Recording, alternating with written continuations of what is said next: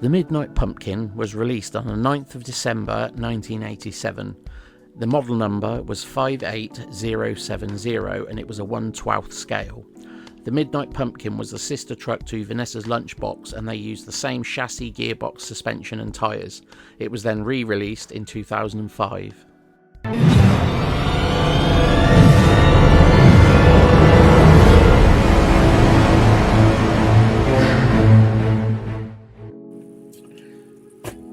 A lot of people that are watching my videos are not subscribing, they're just watching them and then clicking on.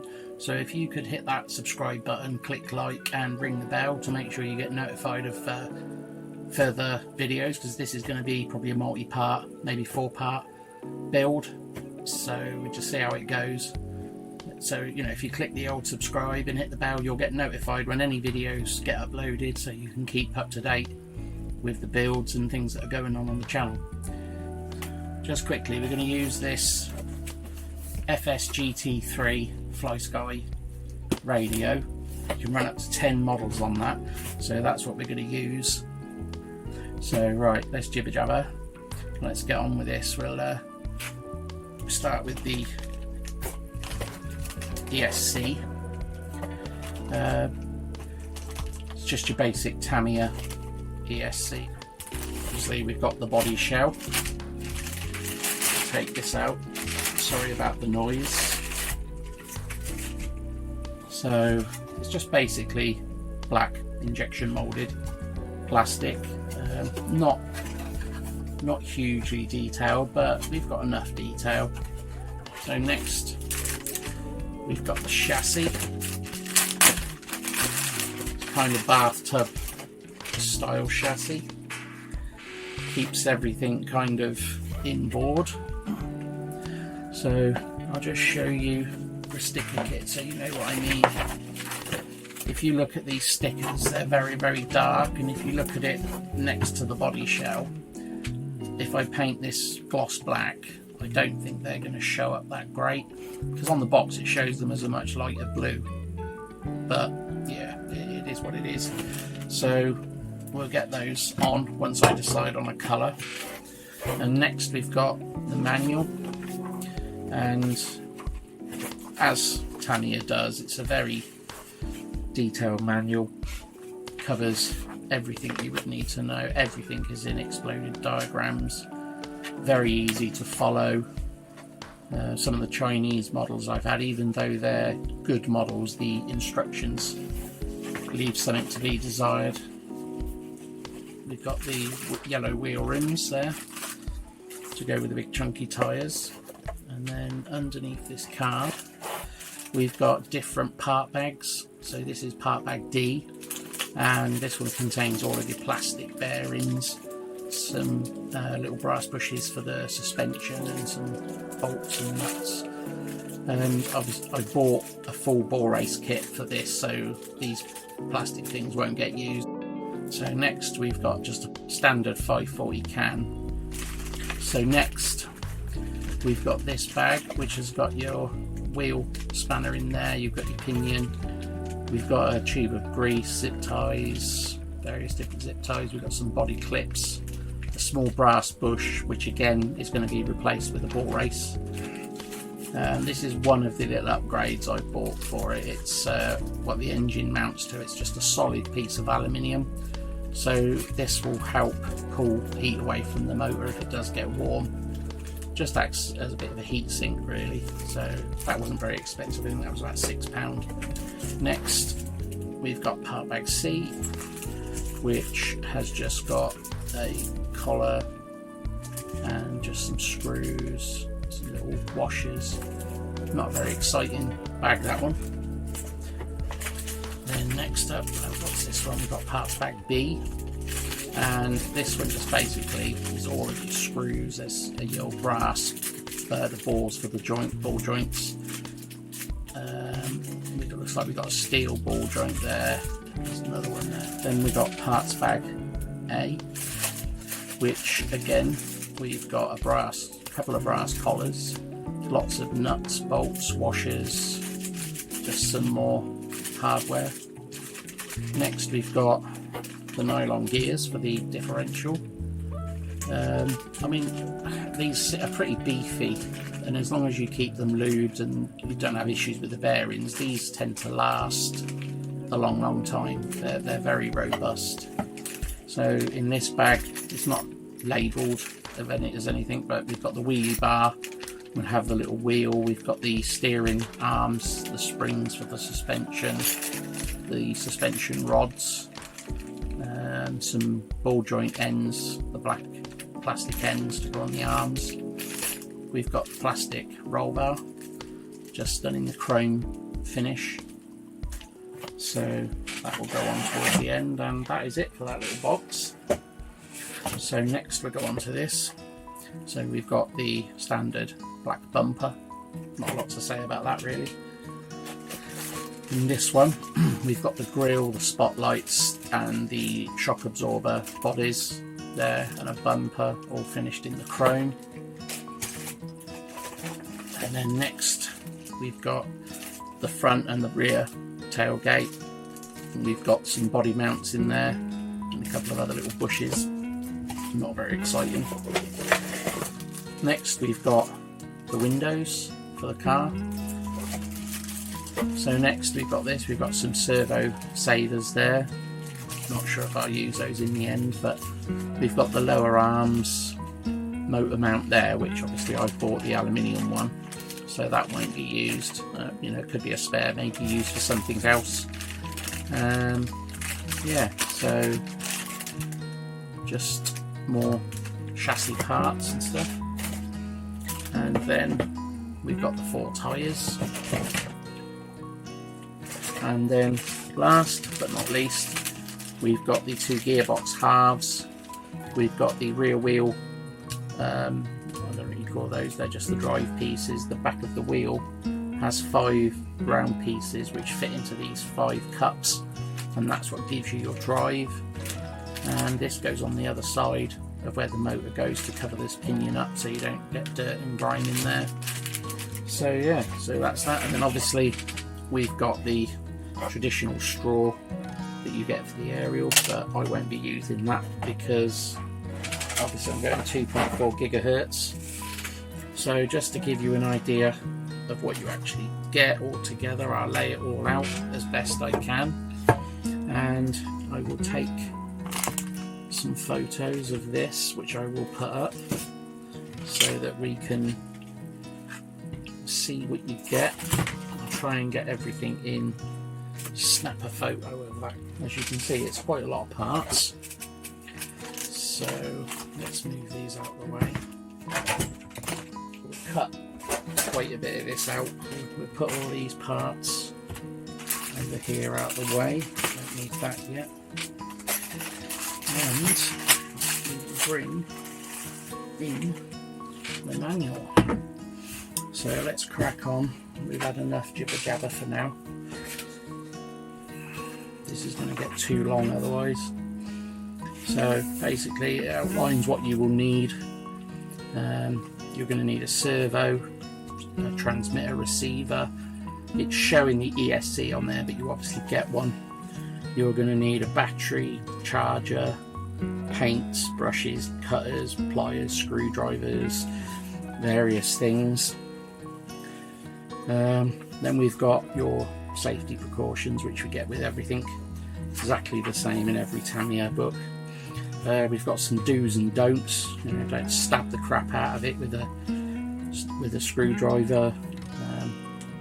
Don't paint it indoors and inhale all the fumes and end up going off your head.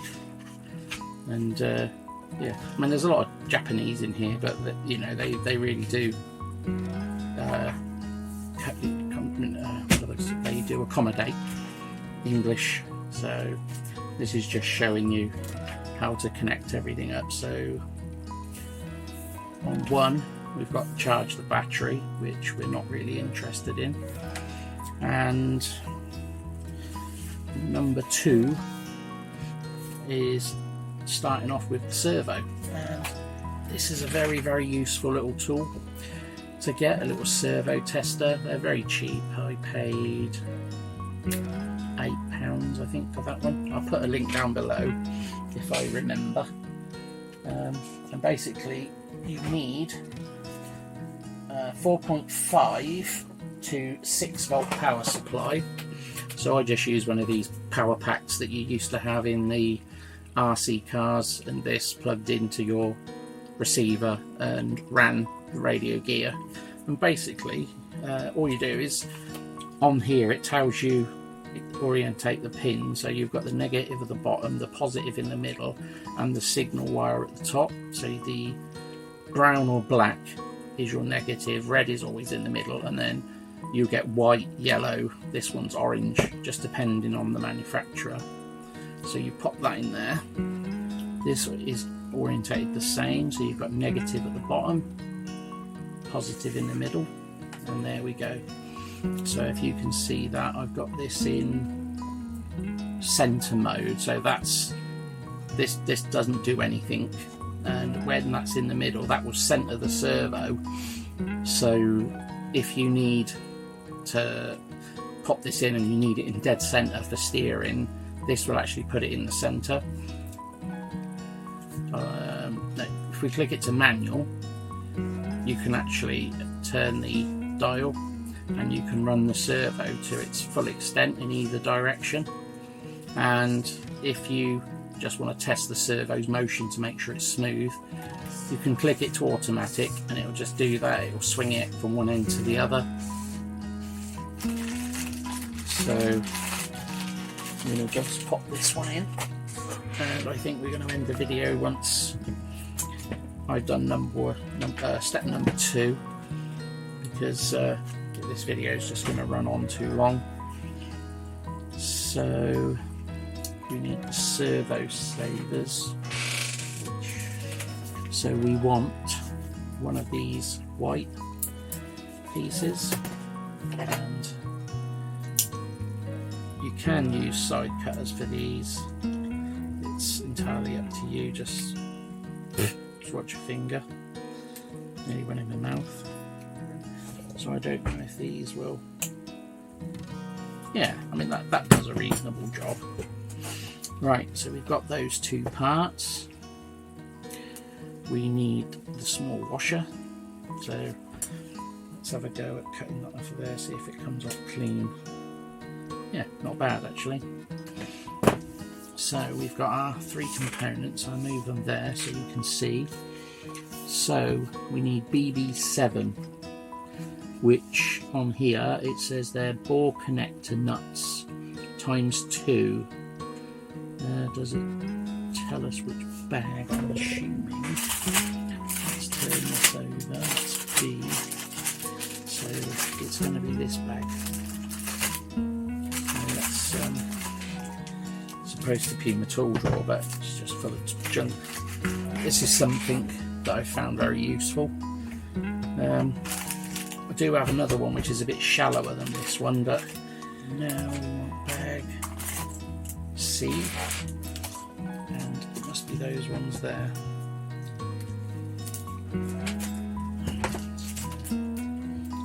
For my next video, the follow on to this, I'll try and find the other tray. It's here somewhere. So we'll pop those in there. So that's C, that's B. So we'll pop that. We have this piece this way, and we pop these up through there. I don't know if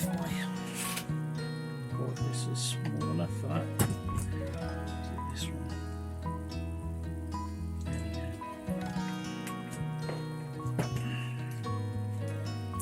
Speed things up a bit.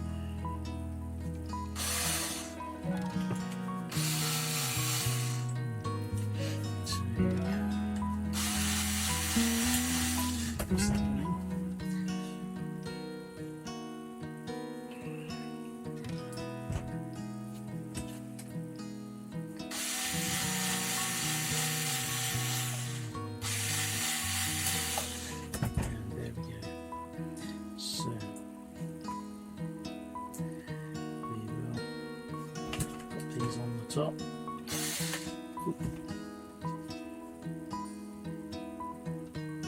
Just go right through. Got grease on my fingers, which is making this very difficult. Come on, fingers, work. There goes one. And there's two. So we need the body. Right, so we need the wheel spanner, which is in this pack. So just cut that top off.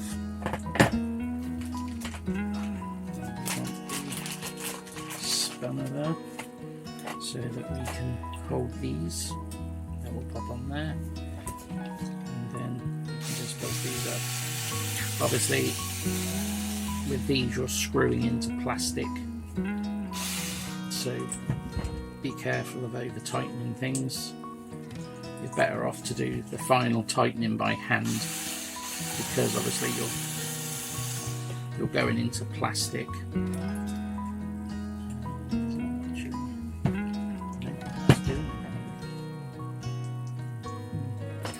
Right, so we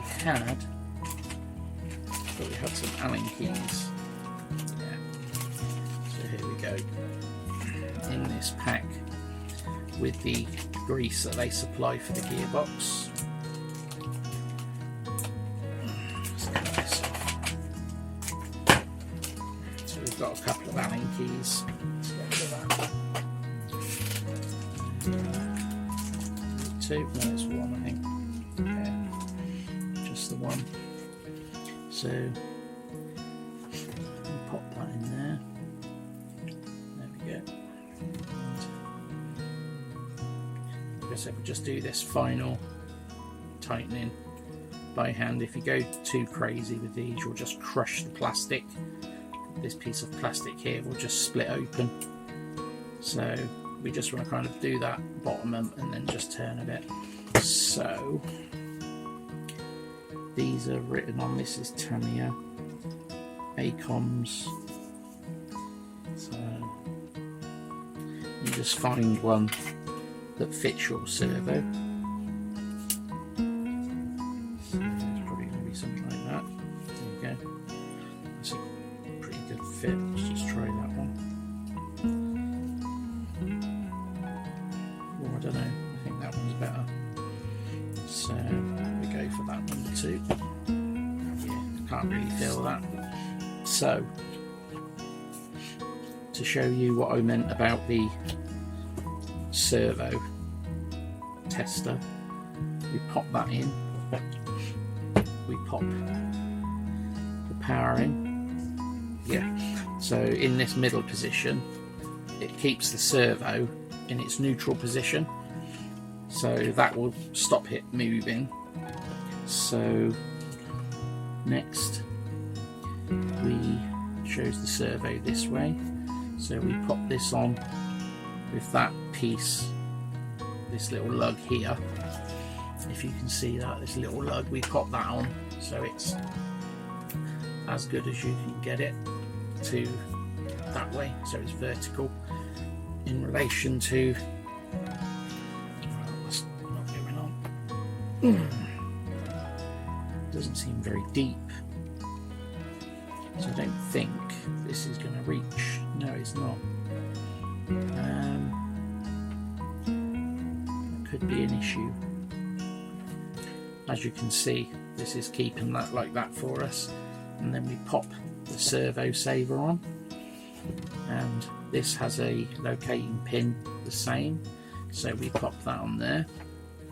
This little washer goes in the middle, and now we need a screw long enough, so right, we'll cut it there guys, because I need to go and find a screw. This is a very tall servo horn. It's not got a very deep recess inside on there, so thank you for joining me on this one. I'll find a screw for that once I finish this video. So we're up to step 2. I know we don't seem to have got very far, but we've done all of the looking at everything and seeing all the components, so now it's just build every time. If you could subscribe, it helps the channel immensely. If you can like, and click the bell icon so that you get notified of all the further videos, so that you can be notified of this build so you can continue watching. So I will see you guys next time.